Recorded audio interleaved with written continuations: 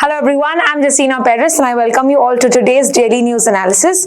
आज है 13 September 2025 and we're going to be seeing important articles from the Hindu and the Indian Express. So let's begin. आज का जो पहला article है, this is in continuation with regard to the recent happenings in Nepal. So here we find कि जब नेपाल के prime minister KP ओली शर्मा ने resign कर लिया, they now have a new prime minister. Now this is a historical first because this is the first female prime minister of Nepal. तो इनका नाम है सुशीला खड़की. Okay, Sushila Karki, she is the first female prime minister of Nepal. That's why this is important. Further हम देखते हैं, she has held the position of chief justice. ठीक है, she was also the former chief justice. That is why this is relevant. Who is the president of Nepal? The president of Nepal, यहाँ पे आप देख सकते हैं, it is Ramchandra Pudel. I'm going to write it here so you can note it down. Ramchandra Pudel is the president of Nepal. Let's now quickly understand, little revision करते हैं अभी तक क्या हुआ है. So here we find she is the first woman prime minister और elections, actual elections कब होंगे? That will happen in March, on March 5th 2026. यानी अगले साल they're going to have proper fresh elections, right? So she recently took the oath as a prime minister. Now we'll see कि protest जो हो रहे थे, the Gen Z protest, right? Now what is the Gen Z protest? Because the trigger of course was the banning of social media websites. However, इस पे अभी रोक लगाई गई है. And we see the other reasons for the protest that happened. It is because of the corruption in the Nepal government, the nepotism या जो nepo babies term कर दिया था. So all of these were the reasons why the Gen Z protested. Then we also see 19 people died, were killed in fact, mainly जब ये protest erupt हुए, जो police है उन्होंने fire कर दिया, the tear gas spray कर दिया. So all of the reasons led to even igniting further these protests. Now who led these protests? This is by the Sudan Gurung, that is the leader. And ये जो protesters हैं, they consider their leader also कि एक काठमांडू का mayor है जिसका नाम है Balendra Shah, a rapper turned politician, Balendra Shah. Now here they selected prime minister mainly by these two people. They endorsed कि हाँ ठीक है, she can be the next prime minister. So it was endorsed by these two important leaders leading also the protest. And here we see जो army है will be behaving as the key facilitator to ensure peace and calm in the region. तो ये अभी तक जो हमने पढ़ा है. And let us now proceed to the next article. अगला जो article है is हमारे vice president का oath अभी हुआ है. So now we'll just quickly understand. I remember telling you a few days ago जब CP Radhakrishna was selected as the vice president, I called it as the 17th vice president because that was given in the Hindu as 17th vice president. Now what is the reason? वहाँ पे 17 देखा है, यहाँ पे 15 देखा है. 17th term if we have to talk about, that is of a vice president. But कितने vice president? Because some vice presidents have had double terms, right? तो अगर हम person को count करें, then this guy is the 15th vice president. So I hope that is made clear. Now of course you will have the question, ma'am अगर exam में ऐसा आया तो हम क्या mark करें? आपको mark करना है 15th only. Okay, because which number हम term wise से count नहीं कर रहे हैं, हम people से count कर रहे हैं. And this one is the 15th vice president. So who is the vice president? Let us quickly revise. CP Radhakrishna is the VP now. And ये the ruling party से you can say support किए गए हैं. He had 152 votes extra as compared to the opposition who was a former Supreme Court judge as well. तो यहाँ पे हम देखते हैं CP राधाकृष्णा के बारे में. He was a former governor of Jharkhand as well as currently he was serving as a governor of Maharashtra. Of course he had to resign from this post if he has to continue as the vice president. Now इन्होंने जो oath है ये किसको दिया था? So when you come into office, you have to give your oath that you will perform your duties well. तो ये जो oath है, एक vice president देता है प्रेसिडेंट को। नाउ अगर क्वेश्चन आता है कि प्रेसिडेंट अपना ओथ किसको देता है, the answer is CJI, chief justice of India. Now अगर रेजिग्नेशन की बात करें, बिकॉज इनके पहले जो वाइस प्रेसिडेंट थे उन्होंने रिजाइन कर लिया था, जो है जगदीप धनखड़, तो vice president gives his resignation to president और प्रेसिडेंट अपना रेजिग्नेशन किसको देते हैं, they give it back to the vice president. So vice president gives resignation to president, president gives resignation to vice president. So this is something that you have to remember. What is a minimum age required to be eligible as a vice president or a president or a governor? The answer is 35 years. Do we have an upper age limit? The answer is no. So 35 years is the minimum age required to be the vice president. And हमने already बहुत कुछ किया है vice president के appointment, removal in the past week. So I am not going to be repeating that. And in case you have not watched इस week का कुछ भी miss किया है आपने, please ensure that you watch it. Further ये जो अभी तक प्रेसिडेंट वाइस प्रेसिडेंट कौन कौन से रहे हैं, I will like to have a quick revision of the same. So firstly we have Sarvepalli Radhakrishna who was the first vice president of India. ये 2 टर्म्स के लिए रह चुके हैं, 52 and 57। But the longest ever serving vice president की बात करें then it is Hamid Ansari.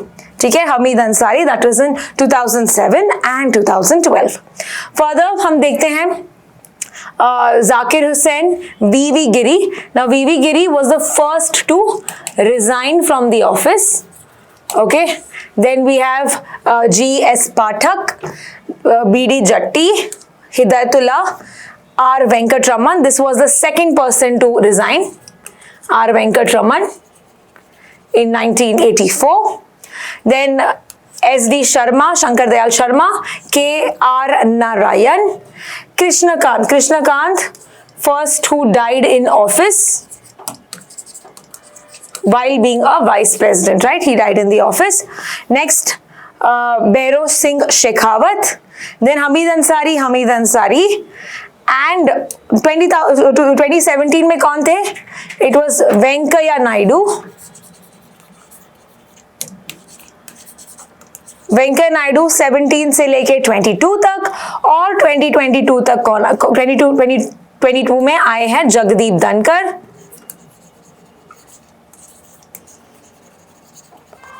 And 2025 में so again Jagdeep Dhankar resigned citing health issues. So we have the next one who was C.P. Radhakrishna. C.P. Radhakrishna. ठीक है, so अभी if you count you will have 15 of them, counting 1 2 3 4 5 6 7 8 9 10 11 12 13 14 and now 15.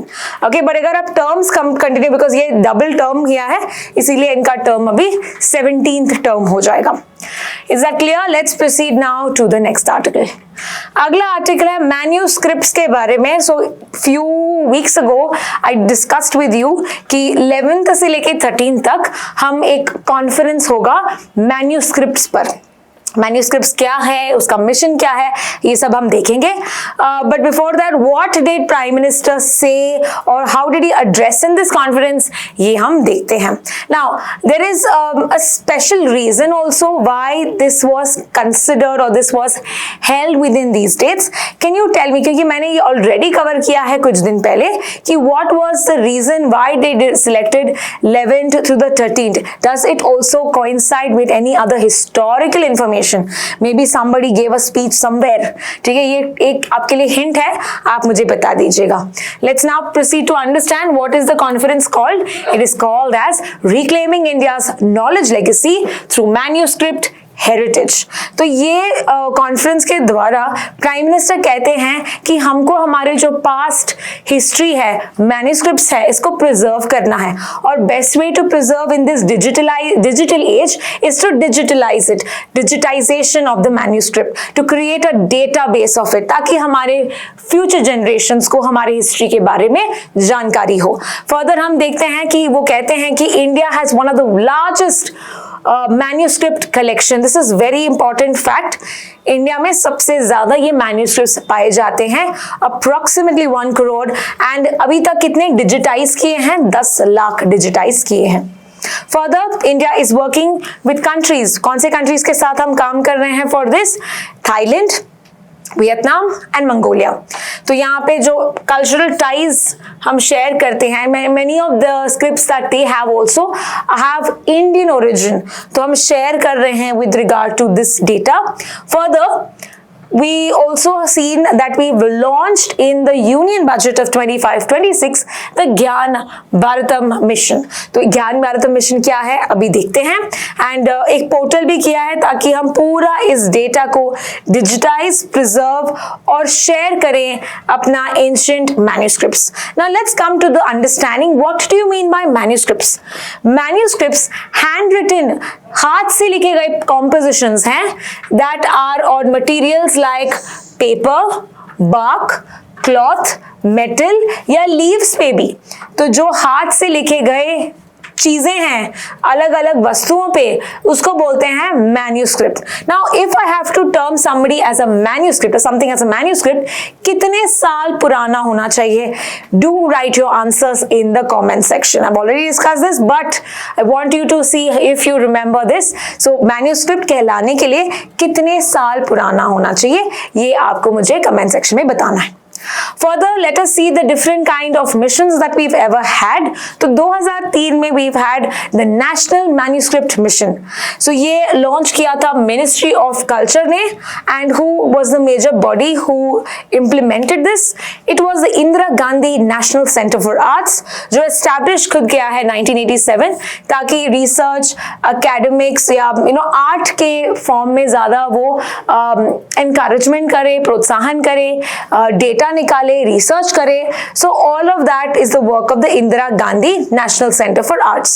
सो इनका काम क्या था? To assimilate some sort of manuscripts, to find out, to study about them, to preserve them. अभी इसको ये रिवैम्प किया है, द नेशनल मैन्यूस्क्रिप्ट मिशन को रिवैम्प किया है अंडर द ज्ञान Bharatam mission which was launched this year in 2025। तो इस मिशन में हम क्या कर रहे हैं? We are digitising it. तो पहले हम बस प्रिजर्व कर रहे थे, अभी हम इसको डिजिटाइज करके कंजर्व कर रहे हैं, डॉक्यूमेंट कर रहे हैं, डिजिटाइज कर रहे हैं। 1 करोड़ जितने हमारे पास हैं, अभी तक कितने किए हैं? अभी तक हमने किए हैं 10 लाख। सो इसमें से हम बोल सकते हैं कि 1 मिलियन हमने डिजिटाइज किया है। Further academic institutions, museum, libraries, private collections और जो है उसका भी डेटा हम ले रहे हैं। फर्दर हम एक नेशनल डिजिटल रिपोजिटरी क्रिएट कर रहे हैं ताकि everything is made accessible to those doing research, to students, to public worldwide. So इसलिए इसका मतलब है शेयर करना दूसरे से हमारे पास जो भी नॉलेज है। So this is all with regard to the Gyan Bharat mission. Let's proceed to the next article. Next article हम देख रहे हैं, it is with regard to Modi ji आज के दिन विजिट करने वाले हैं Manipur, right? Now this is a very again historical event because जो मणिपुर में हम क्लैश देख रहे थे उसके बाद he is visiting this place now. Okay, so let's understand in this article issues बताए हैं अभी करंटली मणिपुर के, and will also throw light on what happened in Manipur. तो उसके बैकग्राउंड कुछ देखते हैं, उसका इंफॉर्मेशन देखते हैं। So let's understand this. Okay, now Manipur की बात करें, it consist of many tribal groups, right? So एक है Meiteis, Kukis, Nagas, these are the predominant ones। तो मेतीस जो है ये वैली में रहते हैं, usually the Imphal region, right? So they are mainly Hindus and Meiteis Sanamahi. Next is Kukis, they are mainly the tribal hill, so ये hills में रहते हैं। Okay, and then you also find them mainly Christians, and then third one you've got the Nagas। Now मेतीस जो है इनका जो ये majority में है, so that's majority of over 50%, और पॉलिटिक्स में भी ये बहुत ही फेमस है। बट ये एज आई सेड ये सिर्फ वैली रीजन में रहते हैं। तो कहाँ पे रहते हैं ये? इम्फाल में। सो इनके पास लैंड, सो पॉपुलेशन ज्यादा है but land is mainly 10%। Okay, now similarly Kukis and Nagas की बात करें, as you said they are hill communities, तो ये 90% of the Manipur hills में रहते हैं, so they have the largest share of land. Now this led to a little conflict जब मणिपुर की हाई कोर्ट ने मणिपुर के गवर्नमेंट से कहा कि तुम मैतीस को शेड्यूल्ड ट्राइब्स का स्टेटस दे दो. ओके, स्टेट में तुम इनको शेड्यूल्ड ट्राइब्स का स्टेटस दे दो. तो कुकीज को ये पसंद नहीं आया. Why did Kukis oppose this? Because Kukis को लगा अभी मैतीस जो है, जो इम्फाल में है, they will now come to their land, the hill lands, और उनका यहाँ पे मार्जिनलाइजेशन हो जाएगा. They will be left with nothing, right. इनका जो मैतीस का और भी ज्यादा डोमिनेंस होगा. So that is where clashes occurred. ठीक है, so cookies opposed कि उनका जो land rights है वो छीना जाएगा, because only if you have an ST status you can take land in the hill areas. अगर आपके पास ST status नहीं है, you can't buy hill land. Okay, you can't buy land in the hills. तो इसीलिए ये झगड़ा हो गया. Now let's understand what is the current situation and what are the issues that are currently in Manipur. First issue हम देखते हैं कि ये जो कॉन्फ्लिक्ट चला 27 months, यानी कि over 2 years this conflict erupted. Further 57,000 यहाँ पे लोग डिस्प्लेस हुए, एक जगह से दूसरे जगह गए एंड कैंप्स में रहने लगे इन दीज 2 years. गवर्नमेंट ने अनाउंस किया था 3-phase settlement plan, resettlement plan.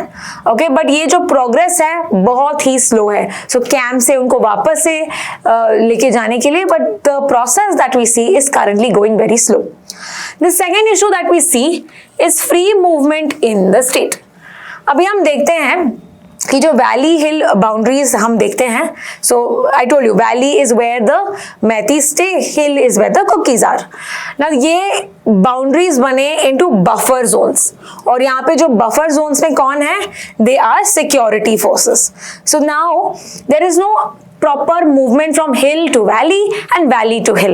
ये बंद किया गया था, बीच में ओपन भी किया था, पर again led to clashes and all. So that is where we see that communities are cut off now, कि जो हिल में रहते हैं हिल में रहते हैं, जो वैली में रहते हैं वैली में रहते हैं. एंड यहाँ पे हम देखते हैं कि Meiteis that we see are confined to hills and Kukis are blocked from Imphal. That means they can't go to the valley region, right? I told you where, because they stay in the hills. So this is only a movement of essential goods होता है, but people to people ties जो है ये effect हो रहे हैं, ये अभी बंद हो चुके हैं. So that is another cause of concern with regard to harmony among these regions. The third issue that we see is dialogue between the communities. Now violence जो है 2 साल के पहले से तो कम हुआ है, 2023 में जब violence हुआ था उससे तो कम है, but डायरेक्ट यहाँ पे बातचीत नहीं हो रही है. There's no direct dialogue. ठीक है, तो सेंटर अलग अलग कम्युनिटी से अलग अलग टॉक्स कर रही है. So recently they signed something called as SOO pact, जिसको बोलते हैं सस्पेंशन ऑफ ऑपरेशंस, राइट. तो ये किस कम्युनिटी के साथ उन्होंने साइन किया था? सेंट्रल गवर्नमेंट ने साइन किया था कुकीजो इंसर्जेंट्स के साथ. ये पैक्ट क्लॉज में हम देखते हैं मणिपुर की टेरिटोरियल इंटेग्रिटी को रिस्पेक्ट करेगा ये SOO. ओके, बट ये कुकीज के डिमांड को कॉन्ट्रडिक्ट करता है, बिकॉज कुकीज क्या चाहते हैं? कुकीज चाहते कि वो जो रीजन है will be declared as UT, उनका जो रीजन है will be declared as UT along with legislature. Of course Meiteis को ये पसंद नहीं है. So pact does not talk about this. So cookies को लगता है कि ये क्यों नहीं लिखा है, और मैतीस तो ये नहीं चाहते हैं कि कुकीज को ये मिले, ये राइट मिले. The fourth issue is वहां पे गवर्नमेंट कैसी है. हमको पता है कि 2025 में जो बीरेन्द्र सिंह हैं उनके चीफ मिनिस्टर रिजाइन कर चुके हैं, एंड फर्दर यहाँ पे प्रेसिडेंट रूल इम्पोज किया है. अभी तक प्रेसिडेंट रूल है, एंड यहाँ पे हम देखते हैं कि सेंटर अभी भी सोच रही है क्या प्रेसिडेंट रूल हटाया जाए या नहीं. अभी तक ये रिलक्टेंट है to remove the president rule. Now question here is, सबसे लॉन्गेस्ट ड्यूरेशन के लिए कहाँ पे प्रेसिडेंट रूल लगा, एज वेल एज अगर हम कितने बार, okay, the time, number of times जहाँ पे प्रेसिडेंट रूल लगा, ये कौन सा स्टेट है, ये आपको मुझे बताना है. सो 2 questions here. First is longest duration, and how many number of times a president rule has been applied? You have to tell me in the comment section. Further, the last issue that we see is the border situation. Now we know कि Myanmar का border लगता है मणिपुर को. So यहाँ पे कुछ tribes हैं that are very close to the Manipur tribes. For example, हम देखते हैं Chin. Chin are the people from Myanmar, but they have close ethnic ties to Kukis.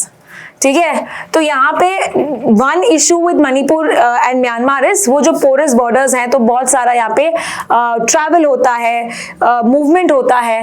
Now that of course is a cause of concern in a way, because illegal चीजें भी हो सकती हैं, drugs आ सकते हैं, आर्म्स आ सकते हैं, insurgent groups को ये वेपन्स मिल सकते हैं. सो that is one issue that Manipur faces.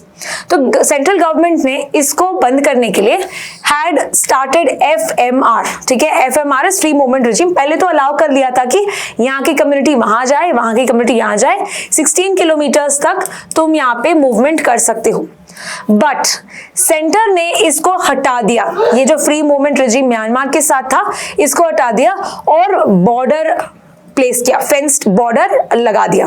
Now Kukis and Nagas are very upset with this, because उनके जो एथनिकली क्लोज ग्रुप्स हैं जैसे कि चिन, इनसे इनकी अभी मुलाकात नहीं होती, इनके रिलेशंस अभी नहीं हो रहे हैं. They are not able to meet with the people that they have their close ties with.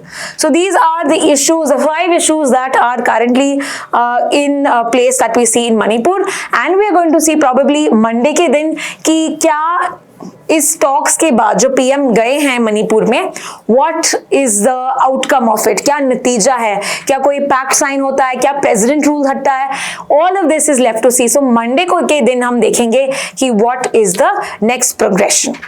Let's now proceed to the next article. ये एक मिलिट्री एक्सरसाइज है 2 कंट्रीज के बीच जिसका नाम है ZAPAD. Okay, ZAPAD 2025. सो ये हर 4 साल में कंडक्ट होता है किन 2 कंट्रीज के बीच में, बिटवीन रशिया एंड बेलारूस. ठीक है, so this is the first time जहां पे यूक्रेन जो कॉन्फ्लिक्ट के बाद, रशिया यूक्रेन वॉर के बाद ये पहली बार कंडक्ट हो रहा है. It is going to be up till September 16. Now, what is the cause of concern is जो NATO countries हैं, इनको बहुत ही डर लग रहा है, because Belarus and Russia, okay, these are not members of NATO of course. तो ये जब ये ट्रायल्स और सब कर रहे हैं, क्या रशिया कुछ और प्लान कर रहा है, यूक्रेन को वापस एक अटैक करने वाला है. So this is like a cause of concern for the other NATO countries. So अगर हम मैप देखें, let's see where exactly does Belarus lie. ये रशिया है, बेलारूस, एंड इनकी neighbouring countries Ukraine, Poland, Lithuania, Latvia, Estonia. So अगर आप देखो ये जो कंट्रीज हैं, and these also, okay, so these are part of NATO. Ukraine is not part of NATO, ये याद रखना है. It kind of associates with them in a number of agreements and so, but it is not a full-fledged member. ठीक है, so जल्दी से NATO के दूसरे countries को भी एक बार देखते हैं. So if you want, you can take sort of a screenshot if you are able to see the names of the places. तो अभी तक I'll just give you a quick brief of NATO, because NATO का mention किया है बहुत बार, मॉक्स में भी हम देखते हैं ये आता है. So NATO जो है, it was signed by the Washington Treaty. It was signed by the Washington Treaty and ये came into force in 1949. इसका हेडक्वार्टर्स कहाँ पे है? Brussels, Belgium. ठीक है, टोटल कितने कंट्रीज हैं नेटो में? 32 कंट्रीज, और जो लेटेस्ट कंट्री है वो है स्वीडन. ओके, एंड अगर हम देखें who is the head of NATO, Netherlands के लीडर है ये, इनका नाम है मार्क रट.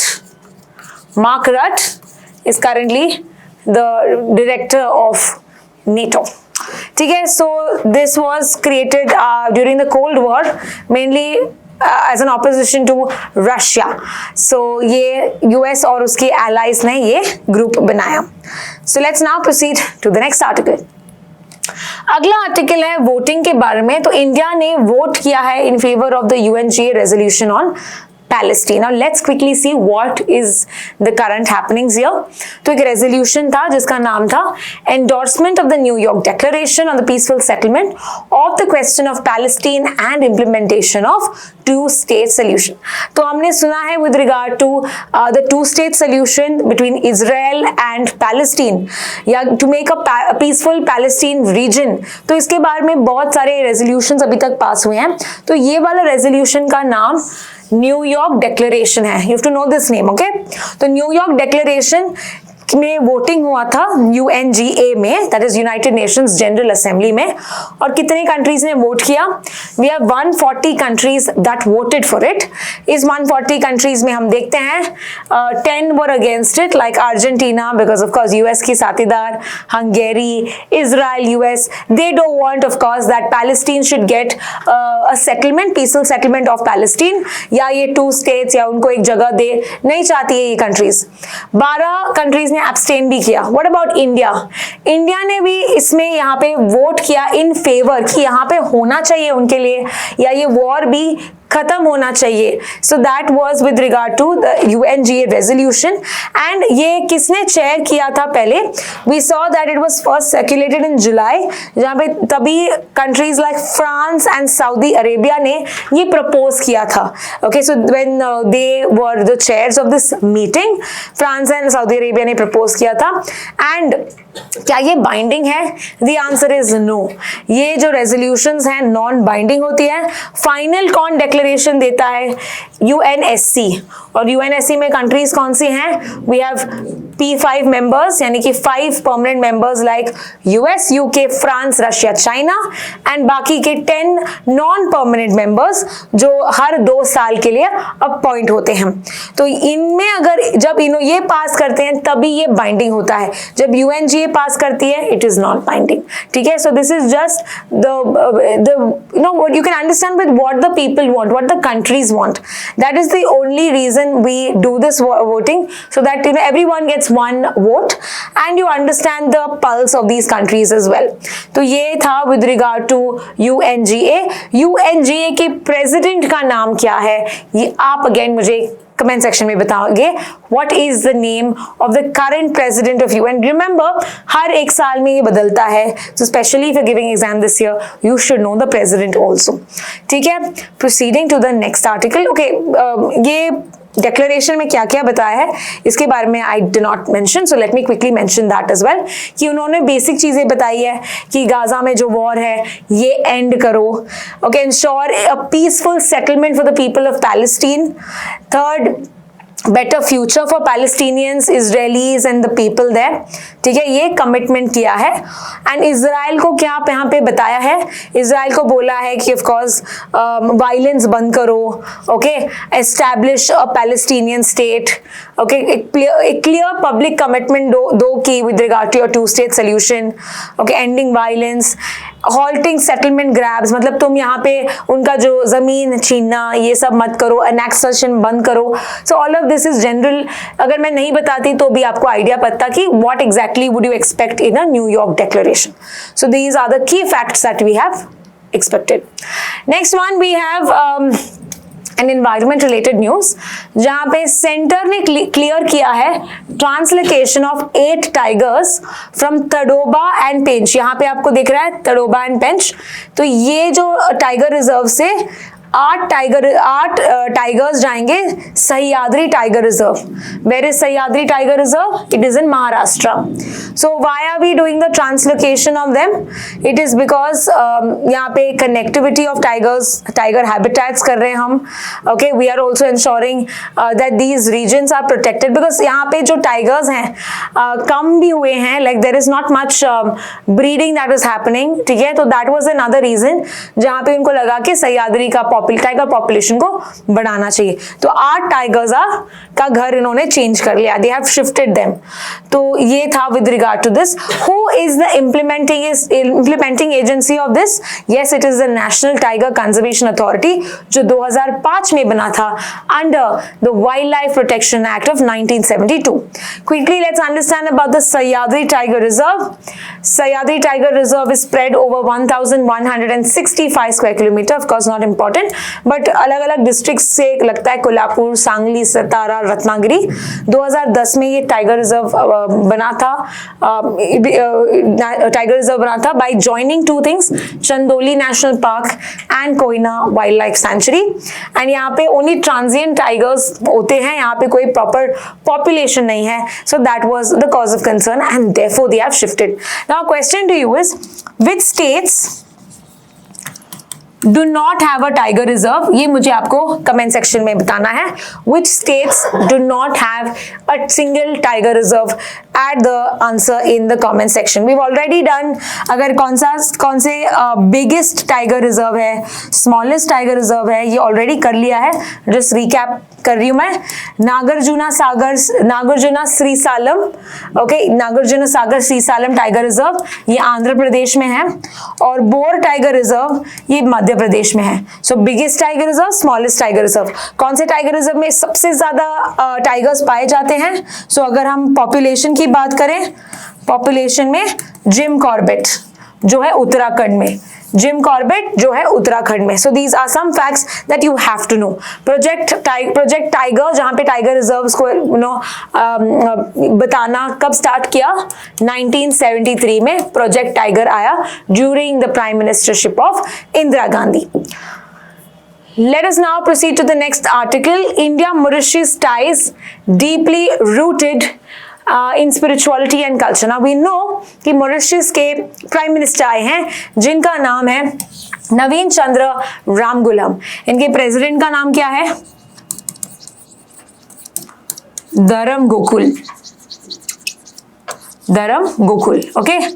एंड इनका जो कैपिटल है इसका नाम है Port Louis, okay, Port Louis. So इसमें हम देखते हैं कि ये कहाँ पे आए हैं? उत्तर प्रदेश में आए हैं।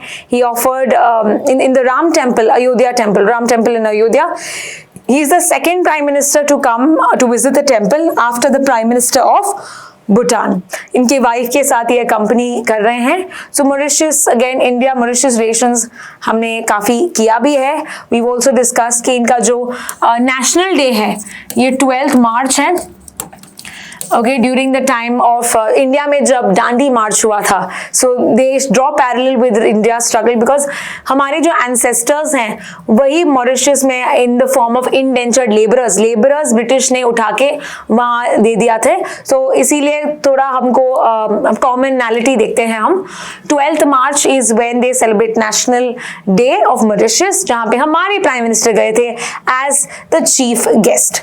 तो यहाँ पे कुछ फैक्ट्स बताए हैं, बेसिक टेम्पल के बारे में ही था जहाँ पे वो ऑफर किया एंड एवरीथिंग, बट बेसिक हमने ऑलरेडी कर लिया है। So let's end the discussion today. Thank you so much for joining in and I hope you have understood all the important current affairs. I will see you in the next video जहाँ पे हम 20 questions discuss करेंगे आज के current affairs से। Thank you so much for watching.